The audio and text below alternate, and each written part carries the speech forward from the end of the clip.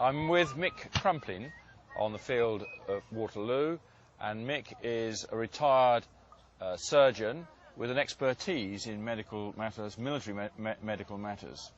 How did that come about, Mick? Good question. I was a trauma, general and upper GI surgeon for 30 years, and I took up as a hobby the Napoleonic Wars, realizing that few people had written much about the practicalities of surgery and wounding and the conditions under which men suffered and the surgeons had to work. So I took on that as a post-retirement project. Now I love all aspects of history, reenactment, lecturing, writing books and articles and advising all and sundry about the practice. But surgeons and historians don't go to so much trouble as to appear completely rigged out with all the right kit and all the right gear on the field at Waterloo. You must take this very seriously. I do, and I think the only way to take it seriously is to do it properly.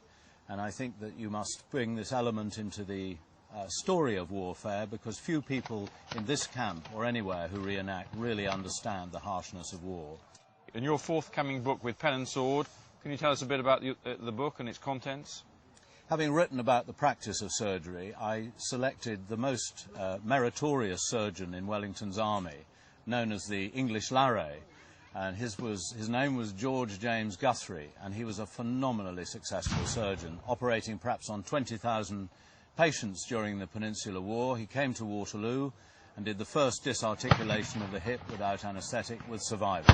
So the book is about Guthrie, and I think it's an admirable subject. And lots of anecdotes about soldiers surviving and soldiers perhaps not surviving on the battlefield. That's right. It's a terrific mix. And each battle we talk about some of the less successful and the more successful operations, because that tells you how surgeons worked.